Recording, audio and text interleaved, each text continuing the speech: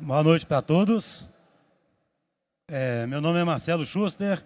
Primeiro eu gostaria de agradecer a oportunidade, né, de ministrar essa palestra aqui. Como é que eu faço para projetar aqui no...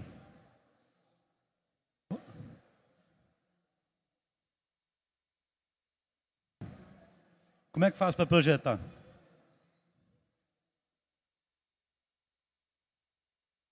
Só um momentinho, por favor.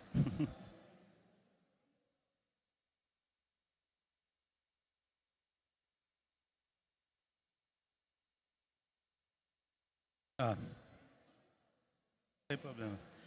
Então, gente, o tema dessa palestra, o nome dessa palestra é Tsunami Digital.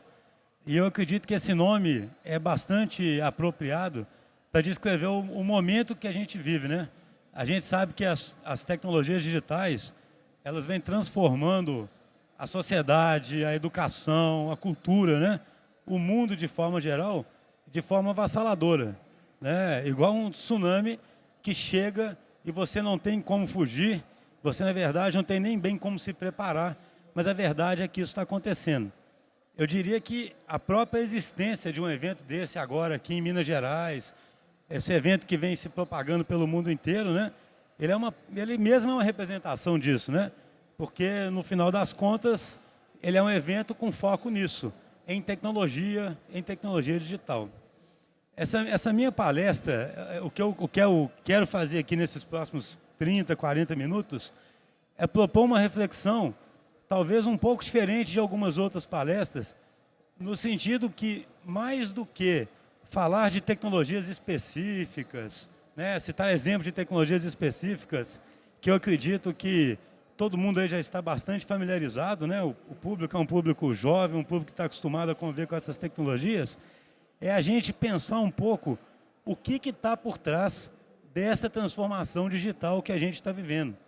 Ou seja, por que isso está acontecendo agora? Por que isso está acontecendo exatamente nesse momento e com essa força? E por que essa transformação é tão grande a ponto da gente não saber prever o que vai acontecer amanhã, né? E daí essa analogia com o tsunami. E por que eu acho que é muito importante a gente entender o que está por trás disso? Eu acredito que seja muito importante pelo seguinte: eu tirei essa figura aqui de um treinamento que eu fiz sobre teoria da complexidade e com esse professor que chama Humberto Mariotti, o qual eu recomendo muito, inclusive, e ele coloca essa escada do conhecimento, e o que essa escada do conhecimento mostra para a gente é o seguinte, que muitas vezes nós estamos aplicando certas técnicas e obtendo certos resultados, seja no trabalho, seja no dia a dia, na educação, no que a gente faz, e a gente nem percebe que isso é fruto da nossa época, né? Isso é fruto de conceitos e de filosofias que, no fundo, permeiam o que a gente está fazendo. Mas e se isso estiver mudando? O que a gente faz a partir daí? Se a gente não perceber essa mudança, não entender o que está acontecendo, a gente pode aplicar essas técnicas e não obter os resultados desejados, culpar as técnicas e, na verdade, a gente não reviu a filosofia, os conceitos que estão por trás. Então, o que eu gostaria de fazer aqui é apresentar um modelo simples que tenta explicar, né, de uma forma simplificada, o que está acontecendo, por que está acontecendo agora, por que a transformação é tão grande. E com isso a gente ser capaz de entender melhor o momento e, a partir desse entendimento, saber como se comportar. Para eu poder, então, começar a falar sobre esse modelo, eu gostaria de contar uma história que aparentemente está desconectada da tecnologia, que é para explorar mais o lado de como essas transformações ocorrem, independentemente do aspecto tecnológico que a gente vive agora, nesse momento. Então, eu vou contar uma historinha sobre o vidro, né? Qual é essa história, gente? O vidro, ele já existe há muitos e muitos anos, e desde o Império Romano você encontra aí relíquias que mostram que o vidro já era utilizado de uma forma similar à que a gente utiliza hoje. Já havia taças de vidro, garrafas, e usava em janelas, etc. Mas aconteceu um negócio muito interessante. Quando houve a queda de Constantinopla, em 1483, várias pessoas tiveram que sair de Constantinopla, tá? Foram expulsas de Constantinopla. Vocês veem que essas coisas já aconteciam desde antigamente, né? De acontecer um novo regime e as pessoas terem que fugir do lugar. Então, quando aconteceu isso em Constantinopla, um grupo de fabricantes de vidro, ele teve que se mover, sair de Constantinopla e foram para Veneza. Veneza era um lugar perfeito para eles. Por quê? Porque Veneza era um polo comercial, então o comércio de vidro prosperou por toda a Europa. Eles encontraram ali um ponto muito bom para fazer comércio, e esse comércio prosperou muito. Mas o que aconteceu com o passar do tempo, né? Na medida em que esse comércio prosperou, isso representava também um risco grande para os habitantes de Veneza. Por quê? Porque para fazer vidro, basicamente, né, de forma bem grosseira, você faz o quê? Você derrete areia. Então você precisa de fornos super quentes. E vocês devem imaginar que naquela época os fornos não eram tão seguros assim. Então o risco de acontecer incêndios era muito grande. E a cidade era predominantemente feita de madeira, né? Então, em função disso, o governo de Veneza decidiu, mais uma vez, mandar esse povo sair de Veneza, mas ir para próximo de Veneza, numa ilha, que é a ilha de Murano, que era próximo a Veneza. Então, essas famílias, né, esses produtores de vidro, eles foram para Murano, se instalaram nessa ilha e começaram, talvez, eu não diria que foi o primeiro, mas talvez um dos mais antigos hubs de inovação que nós temos, né? Porque eles ficavam ali competindo, fazendo vidro, ao mesmo tempo eles colaboravam entre si, né? E foram fazendo novas descobertas, novos tipos de vidro. Murano, inclusive, é muito famoso, até hoje, né? O vidro de Murano, o cristal de Murano é muito famoso. E o que interessa é o seguinte: num dado momento, nessas experimentações que eles fizeram, eles acabaram descobrindo um cristal. Tá? Então, acabaram descobrindo um vidro muito mais transparente, esse vidro com o qual a gente está acostumado hoje em dia, apropriado para fazer lentes, né? Vocês podem ficar tranquilos que essa história vai chegar num fim bem que tem bem a ver com o que eu falo do tsunami digital. Em paralelo a isso, para a gente poder conectar os pontos, aconteceu uma coisa na Alemanha que nós estamos assim, todo mundo estuda isso no colégio, que foi a invenção da imprensa por Gutenberg. Então, o que todo mundo sabe e está cansado de saber, que é super falado, é que isso, a invenção da imprensa, ela teve um efeito profundo na sociedade, porque ela facilitou a disseminação do conhecimento, e ao facilitar a disseminação do conhecimento, mudou as estruturas de poder, tirou o poder da igreja, permitiu a revolução científica e uma série de transformações. O que não se sabe tanto é um outro efeito muito interessante da invenção da imprensa, que tem a ver com o vidro. E qual é esse efeito? Vocês imaginem que antes da invenção da imprensa, poucas pessoas liam, né? Quem que lia antes da invenção da imprensa? Basicamente os clérigos, que eram educados e que conseguiam ler e que tinham acesso a manuscritos, esse tipo de coisa. Então, alguns poucos clérigos liam e alguns desses clérigos tinham problemas lá de hipermetropia, não conseguiam ler direito e tinham que usar óculos, mas isso era uma coisa muito localizada. Mas o que aconteceu quando os livros começaram a se popularizar? De repente, um tanto de gente descobriu que tinha hipermetropia. Isso é muito curioso. Até aquele momento, ninguém nem sabia que tinha hipermetropia, porque ninguém tinha que enxergar nada muito pequenininho. Na medida em que as pessoas começaram a ter que ler, começou a haver uma demanda enorme por óculos. Obviamente que uma demanda enorme por óculos significa uma demanda enorme por lentes. Isso significa, então, que essa indústria de lente começou a se desenvolver muito. E o ser humano, sempre na sua capacidade incrível de criação, de experimentação, ao começar a trabalhar com lentes, um dia, por exemplo, alguém resolveu usar as lentes de uma forma que foi possível criar o quê? O microscópio.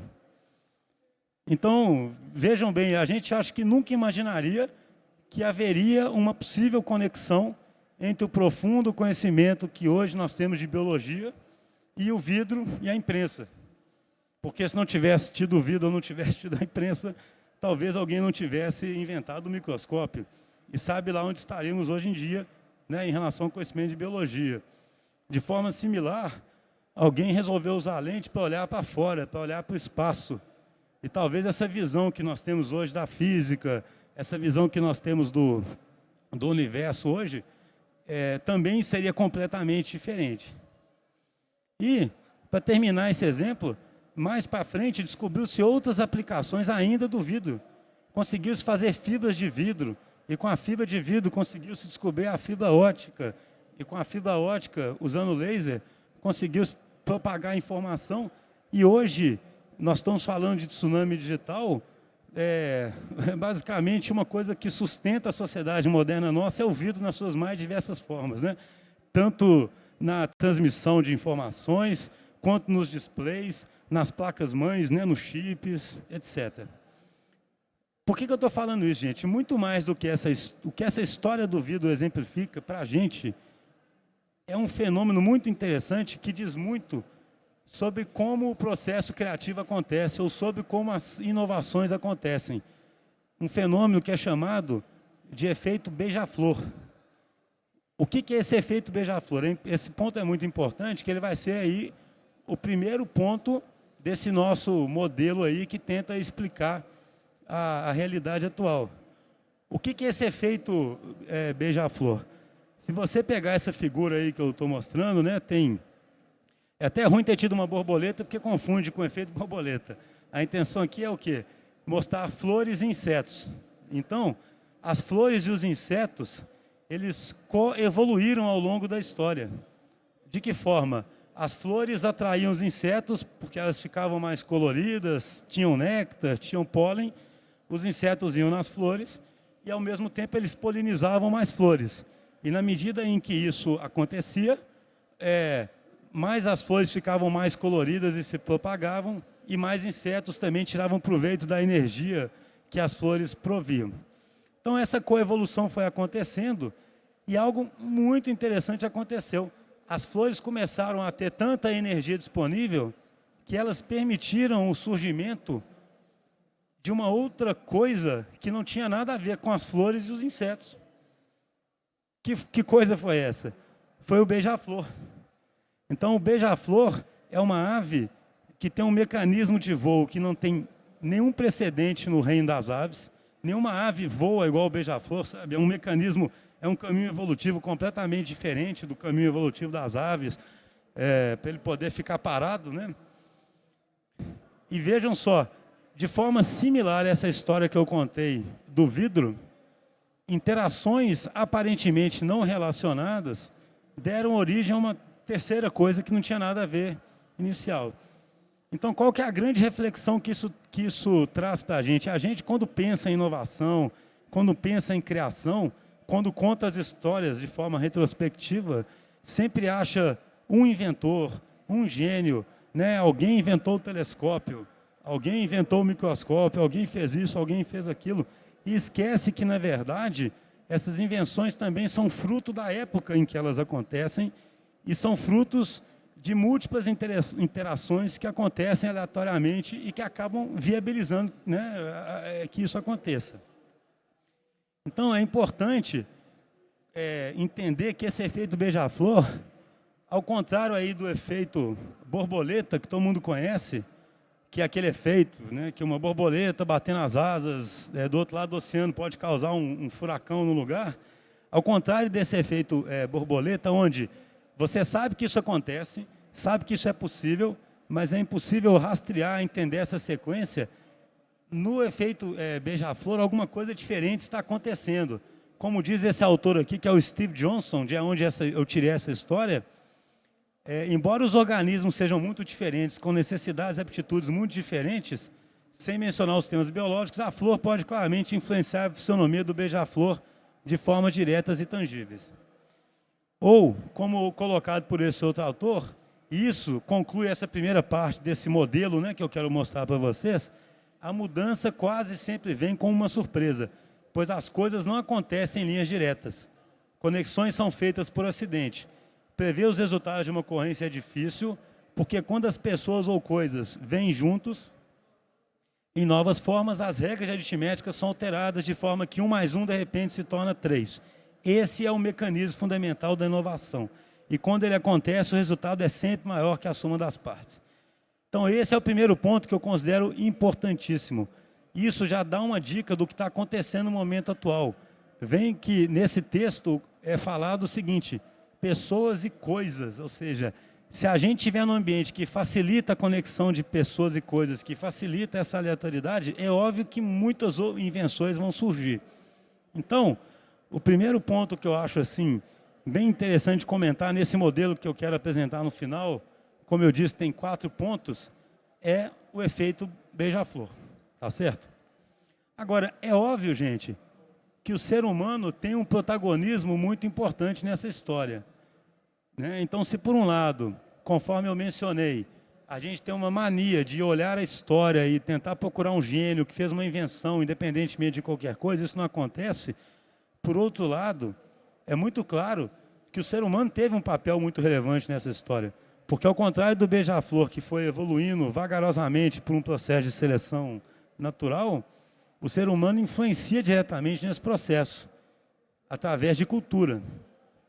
Então, outro ponto que é interessante comentar desse modelo é o seguinte: o que o ser humano, no final das contas, tem de diferente que faz com que ele consiga trazer tanta criação e tanta inovação para o mundo?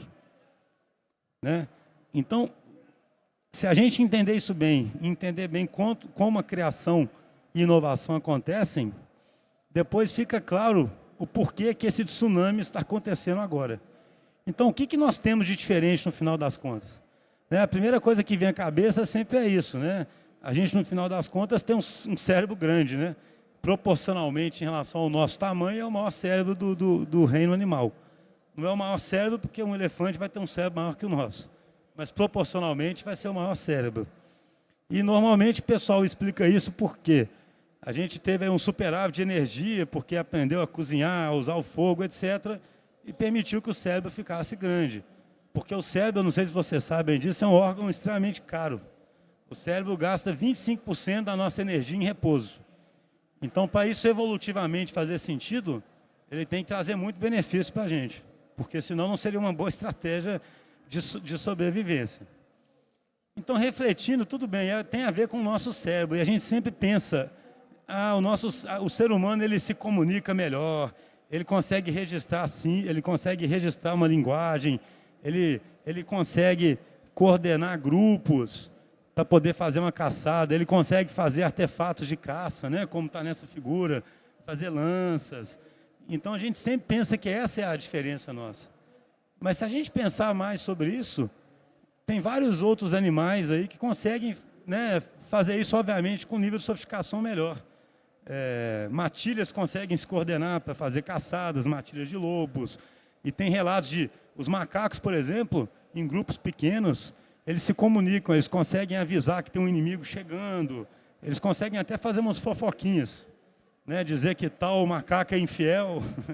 Incrivelmente, os macacos conseguem fazer isso. Mas tem uma coisa que os bichos não conseguem fazer, e que é o que diferencia absurdamente o ser humano dos bichos. Os bichos não conseguem fazer criar abstrações de coisas que não existem no mundo físico. Tá certo? Então, quando eles observam que algum bicho tem algum nível de comunicação mais sofisticada, o que se enxerga é isso. Um macaco consegue avisar que está pegando fogo, por exemplo. Ele consegue avisar que tem um inimigo, um predador chegando. Mas ele não consegue trabalhar com uma abstração dessa. E por que isso é tão importante? Essa figura que eu mostrei aí é uma figura aí da época pré-histórica, e ela mostra que muito antigamente o homem já conseguia criar símbolos que representavam coisas que não existem na natureza. Isso é um leão com uma forma humana, com pernas humanas, isso não existe na natureza. E por que isso é importante? Porque no momento em que o homem consegue criar um símbolo desses, falar que esse símbolo tem, por exemplo, um poder divino, ele consegue passar a coordenar uma enorme quantidade de pessoas e fazer uma enorme quantidade de pessoas colaborar, diferentemente numa escala muito maior do que um animal. Então, no momento em que você define que esse símbolo é divino e define que um determinado código de ética parte desse símbolo, você consegue fazer uma população enorme seguir aqueles princípios. Se você falar que tem um rei que foi escolhido por aquele Deus, você consegue fazer as pessoas entrarem em guerra por causa daquele rei, né? E é interessante que, quando a gente pega o símbolo da Peugeot, que é esse leãozinho, uma brincadeira, né, que o autor do livro que eu vi esse exemplo faz, tudo, se a gente pensar bem, a gente resolveu acreditar. A gente resolveu combinar que é verdade.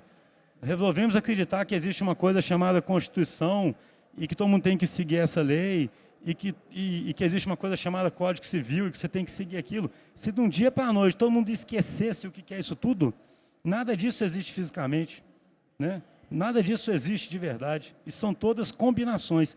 Mas essas combinações são extremamente poderosas porque elas permitem essa capacidade de coordenação. Permitem que o ser humano crie uma empresa e bote todo mundo para trabalhar seguindo os valores e os princípios daquela empresa. Tá? Então, esse é o segundo grande ponto que eu gostaria de destacar desse modelo nosso. E agora eu acredito que vai ficando mais claro onde isso tudo converge. Então, vamos imaginar o seguinte, como eu disse no começo da palestra, nós estamos num momento de extrema inovação, onde essa analogia de tsunami é muito apropriada, porque a gente não consegue prever o futuro, não consegue saber o que vai acontecer, as coisas acontecem muito rápido. E nós vimos até o momento, então, que o processo de criação, desde que o homem existe, ou até na própria natureza, depende de um grau de aleatoriedade grande e é ainda mais acelerado pelo próprio homem, porque o homem é um ser capaz de criar mudança da realidade via cultura. Então, o homem transforma o ambiente, transforma a realidade e acelera esse processo. Então, vamos agora tentar entender por que hoje, que é a grande questão, isso é tão acelerado e isso torna o futuro tão incerto. Essa figura aqui é interessante, eu esqueci o nome aqui isso aqui é um programa americano, acho que é Jeopardy, alguma coisa assim. É um programa americano de quiz, onde as pessoas respondem a perguntas, e aí teve um momento, já tem alguns anos, que eles colocaram o Watson para poder duelar contra dois dos maiores campeões desse programa. Agora, o que é interessante sobre isso? O interessante é que isso não é um mero problema de ir num banco de dados e descobrir uma resposta a uma pergunta indexada. O Watson ele tinha que entender uma pergunta em linguagem natural. Essa pergunta tinha sutilezas, muitas vezes eram provérbios, eram coisas para confundir até as pessoas. E o Watson participou dessa competição e ele ganhou de lavada, né, dos dois ali. Isso foi muito surpreendente na época. Não é mais, né? Todo mundo olha para isso e para mim isso mostra a época que nós estamos vivendo e fala, e daí, o que tem de mais isso? De forma similar, tem um outro exemplo, que é o exemplo do carro autônomo. Eu acho que a sensação de todo mundo é a mesma coisa. Ah, beleza, isso aqui é um carro autônomo, e daí? Já é realidade mesmo, né? Um carro autônomo, o que tem de mais nisso? O Google já está testando isso, a gente já sabe que tem carro autônomo rodando por aí nos Estados Unidos. Outro dia, acho que a Budweiser fez uma entrega de cerveja com um caminhão autônomo. Então, isso não causa nenhuma surpresa. Mas eu botei esses exemplos aqui justamente por causa dessa não surpresa que eles causam. Esse é o grande reflexo da nossa época. Se você pegar menos de 10 anos atrás, especialistas de tecnologia, talvez num encontro desses aqui, eles falavam ou falariam o seguinte: o computador nunca vai desempenhar esse tipo de atividade, porque esse tipo de atividade é um tipo de atividade que requer reconhecimento de padrões, certas abstrações que são humanas. Então, o motorista não sabe descrever exatamente como ele dirige, né? A gente vai dirigindo e pronto. Como é que você vai fazer um computador dirigir? Como é que você vai fazer um computador reconhecer sutilezas de perguntas, de provérbios e coisas desse tipo? Então, a grande questão é, por que esses caras erraram tanto nas previsões? Isso não tem tanto tempo. É engraçadíssimo. Você pega alguns concursos que tinham na época de carros autônomos, o carro não chegava da primeira curva. Ou passava da primeira curva e saía da pista. O ganhador era sempre o menos ruim. Hoje o carro autônomo sai num terreno acidentado e faz o que precisar fazer. Na época, eles sinalizavam os lugares para facilitar a competição e nada acontecia. Qual a explicação disso? Por que não foi possível ver isso e isso aconteceu em tão pouco tempo? A resposta disso, gente, é que a nossa mente, o ser humano, ele não está preparado para lidar com mudanças que acontecem numa velocidade exponencial. A gente não está preparado para isso. O nosso cérebro não está acostumado com isso. Esse exemplo aqui é interessante, acho que todo mundo aí deve conhecer essa historinha que é bem famosa, eu não sei de que época, de um rei, alguma coisa assim, que precisava que um sábio fizesse algo para ele, e perguntou para esse sábio como é que ele queria ser pago. E esse sábio falou, olha, você vai fazer uma coisa muito simples, você vai pegar um tabuleiro de xadrez, vai botar um grãozinho de trigo, aqui o exemplo é com arroz, na história é de trigo, tá? Vai botar um grãozinho de trigo na primeira casa, 2 na segunda, 4 na terceira casa, e é simplesmente isso que eu quero. O cara olhou, morreu de rir dele e pensou, esse sábio não é tão sábio, vai ser muito tranquilo para mim fazer isso. Por quê? Porque quando a gente pensa numa exponencial, o começo é muito parecido com a realidade que a gente já está enfrentando. Então, no começo, ele pensa, 2, 4, 8, 16, ele não consegue entender exatamente a dimensão do que vem pela frente. Daí a analogia com o tsunami, né, gente? A gente não consegue entender a dimensão do que vem pela frente. Só que o que vem pela frente é enorme, é imprevisível. Então, foi isso que aconteceu. Na época, não dava para imaginar que haveria tanto desenvolvimento a ponto de a gente conseguir fazer os computadores reconhecerem padrões que para a gente só os humanos reconheceriam. E esse crescimento exponencial que eu estou mencionando, ele é qual crescimento exponencial? É a lei de Moore. Eu acho que todo mundo deve conhecer a lei de Moore, já deve ter ouvido falar da lei de Moore. Gordon Moore, que foi um dos fundadores da Intel, lá na década de 60, ele previu que a capacidade de processamento de chips iria dobrar anualmente ou a cada 18 meses. E isso vem acontecendo consistentemente desde então. A capacidade, e não é só no sentido da capacidade de processamento. A capacidade de processamento vem dobrando, a quantidade de memória que você consegue colocar por área vem dobrando, o consumo de energia vem diminuindo exponencialmente, a capacidade de transmissão de informações vem vem aumentando exponencialmente. Eu gosto de brincar que, se isso tivesse acontecido com alguma coisa mais física, imagine um motor de um carro. Talvez hoje o motor de um carro fosse desse tamanhozinho e a gente botasse uma gota de gasolina nele. Só que isso aconteceu com processadores. Então, para a gente é muito natural ter um celular no bolso que é mais potente do que um supercomputador que existia há pouco tempo atrás. Então, imaginem isso. Nós tivemos esse efeito exponencial que permitiu que a gente espalhasse dispositivos com incrível capacidade de processamento para tudo quanto é lado. E somado a isso tudo, nós começamos a digitalizar toda e qualquer informação disponível. Então, hoje, qualquer informação é digitalizada e é imediatamente disponível para ser usada em qualquer lugar no mundo inteiro. Essa palestra já está disponível no mundo inteiro agora. Está tendo um streaming dessa palestra. Se alguém fizer medir alguma variável aqui, medir a temperatura, isso pode ser usado no mundo inteiro. Então, a digitalização tem essa vantagem. Ela cria um tipo de bem que você não tem custo nenhum para depois copiá-lo. O consumo desse bem em algum lugar não elimina o bem, igual a gasolina. Se você consumir gasolina, você gastou aquela gasolina e a réplica é perfeita. Então, vejam bem, um dos grandes fatores que estão transformando absurdamente o nosso esse cenário hoje, que é o foco dessa palestra, é esse crescimento exponencial da tecnologia em todos os sentidos e a digitalização da informação. Por quê? Porque esses dois fatores juntos, eles permitem uma coisa muito interessante, que é a inovação por combinação. Então, o Waze é um grande exemplo de inovação por combinação. O cara do Waze, ele não teve que inventar uma coisa megalomaníaca para poder fazer o Waze. Ele tirou proveito de que agora todo mundo já tinha poder de processamento suficiente para ter um GPS dentro do bolso, que todo mundo podia ver mapas com facilidade, que todo mundo podia compartilhar a sua posição com facilidade, porque estava muito barato. E trouxe essa incrível, uma coisa que para a gente hoje ficou trivial, que em um dado momento foi uma coisa bastante impressionante. Então, com isso, a gente fechando naquele modelo inicial que eu disse, né, a gente tem o que, então?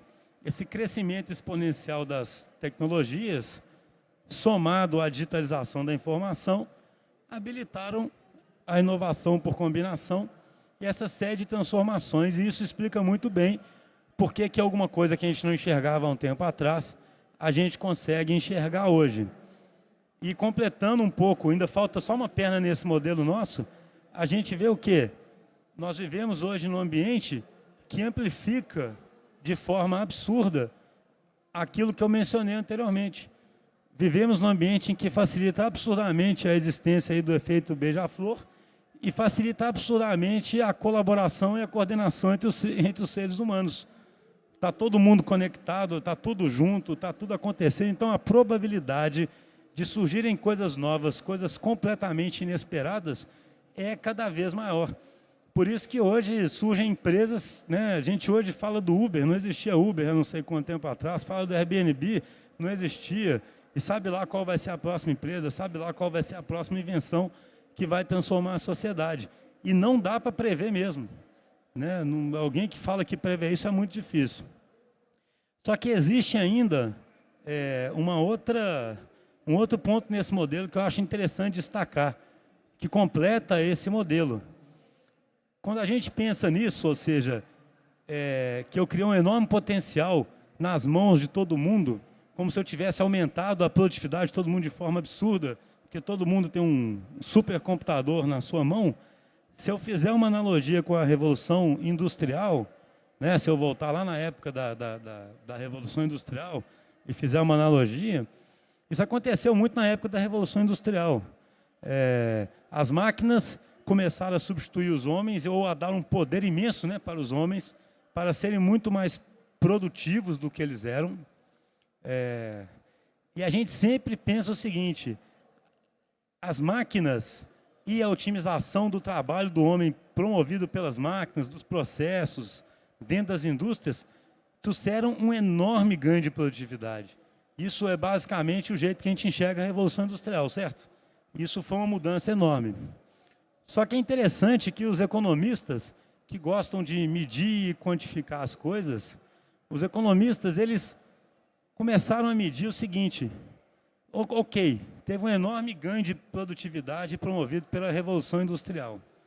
Quantos por cento desse ganho foi causado pelo aumento de produtividade devido às máquinas e a otimização dos processos, né, que as máquinas permitiram? E, surpreendentemente, quando os economistas fizeram as contas, eles chegaram no seguinte número: que as máquinas e o trabalho representaram apenas 14% do aumento de produtividade. Então, que mágica é essa, né? Cadê o resto? Cadê os outros 86%? De onde veio o resto do ganho de produtividade? Parece misterioso, é mágica? E aí, estudando esse assunto, eles chegaram à seguinte conclusão: os maiores ganhos de produtividade, na verdade, eles vieram da nova infraestrutura que foi construída a partir da Revolução Industrial. Então, imagine o seguinte: ok, você tem uma fábrica e você tem uma máquina que produz muito mais rápido do que qualquer ser humano sozinho poderia produzir. Mas, mais do que isso, você tem agora uma rede de telefonia que te permite coordenar as atividades de múltiplas fábricas espalhadas por todo o território. Você tem uma rede ferroviária que te permite entregar e distribuir, comprar as matérias-primas e depois distribuir seus produtos de forma muito mais eficiente e muito mais barata.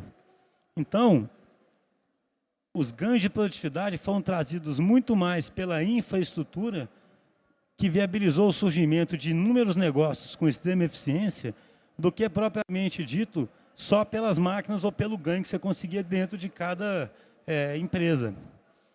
E por que isso é importante, né? Por que eu trouxe isso aqui? Porque se a gente pensar, e agora já não estou falando mais exatamente do presente, estou falando do que está acontecendo agora e que vai acontecer cada vez mais. O que está acontecendo hoje é a criação de uma nova infraestrutura.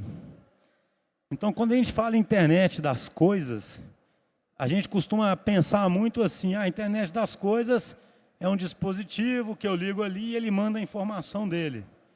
Agora, muito mais do que pensar dessa forma, de simplesmente ser um dispositivo que manda dados, nós podemos pensar que hoje nós estamos criando uma nova infraestrutura e essa infraestrutura tende a ter um custo cada vez mais baixo e habilitar o surgimento de vários outros negócios e transformações de forma similar à infra que a Revolução Industrial trouxe. Então, vamos verificar se isso é verdade mesmo. Por exemplo, energia solar. Será que a lei de Moore vai ser aplicável à energia solar? Uma revista fez um estudo sobre isso. E olha esses números. A cada 88 minutos, o Sol projeta 470 exajoules de energia. Isso equivale a toda a energia que a gente utiliza em um ano. Isso significa que se a gente pegar um pouquinho dessa energia, a gente atende à nossa necessidade toda de energia. No futuro, ninguém vai entender por que a gente escavava o chão e não usava a energia do Sol. O fato é, gente, o estudo concluiu o seguinte, sim, o crescimento, o barateamento da energia tem sido exponencial. E todas as previsões hoje, pode demorar mais 10 anos ou pode demorar mais 20 anos, pode ter mais negócio quebrando ou não, pode ter mais regulação ou não. Todas as previsões hoje são de que nós vamos viver uma era solar. A energia vai ser toda solar. Isso significa que a energia vai ser de graça, que todo mundo vai produzir energia. E se a gente olhar para a impressão 3D? Impressão 3D não é simplesmente uma bobeirinha que eu imprimo uma coisinha aqui, um artefato.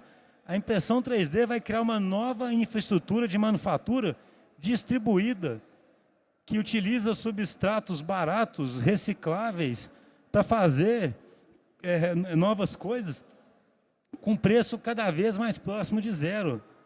Eu não vou entrar em muito detalhe, porque o meu tempo está acabando, mas vejam só, primeiro que a impressão 3D ela é aditiva, então ela tem muito menos, ela gera muito menos resíduo.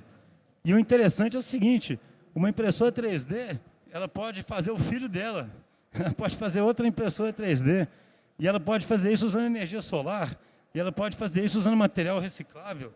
Então imagine para onde nós estamos indo.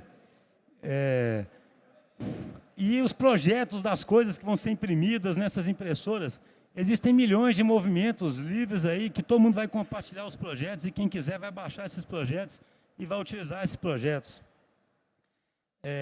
Avançando só mais um pouquinho para a gente poder concluir, é interessante pensar também na mão de obra.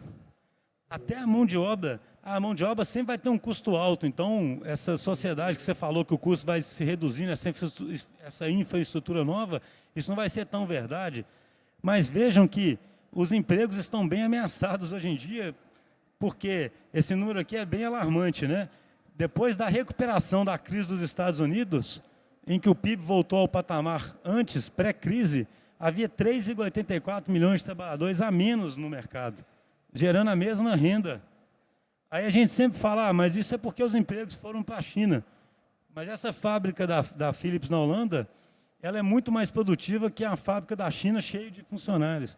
E se eu for lá na China, a Foxconn quer substituir não sei quantos mil empregados por robôs. Robôs esses que talvez sejam construídos por impressoras 3D, que talvez operem por energia solar e que talvez então trabalhem de graça, né? O que inclusive, segundo alguns autores, pode mudar a própria estrutura do capitalismo, porque de onde vai vir o lucro aí? Vai estar tudo de graça, tudo disponível. É uma discussão filosófica que eu não vou entrar aqui nesse momento. Então, para fechar essa palestra, gente, eu espero que eu tenha conseguido deixar claro esse modelo. Quais são os elementos que explicam, na minha visão, por que esse momento é um momento de tanta mudança tão rápida? Nós temos esse crescimento exponencial das tecnologias, a digitalização, que habilitam a inovação por combinação e que, no fundo, estão ajudando a construir uma infraestrutura que promove mudança em uma velocidade absurda. Ou seja, nós estamos juntando aqueles fenômenos que eu disse inicialmente, de aleatoriedade de criação humana, com a possibilidade de encontros de aleatoriedade em escala sem precedentes e ainda com uma redução de custo que permite praticamente qualquer tipo de experimentação, qualquer tipo de negócio. Por isso que eu falo que isso aqui é um grande exemplo. Você tem milhões de negócios brotando aqui, milhões de pessoas apresentando ideias.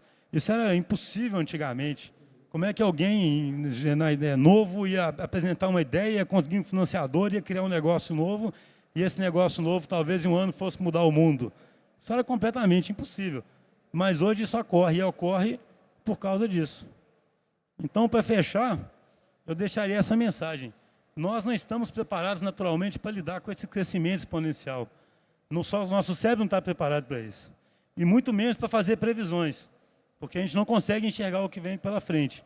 Mas eu realmente acredito, e foi por isso que eu trouxe isso aqui, que compreender isso de forma mais concreta permite que a gente desenvolva as habilidades e comportamentos necessários para viver bem nessa nova era. É isso que eu tinha a dizer.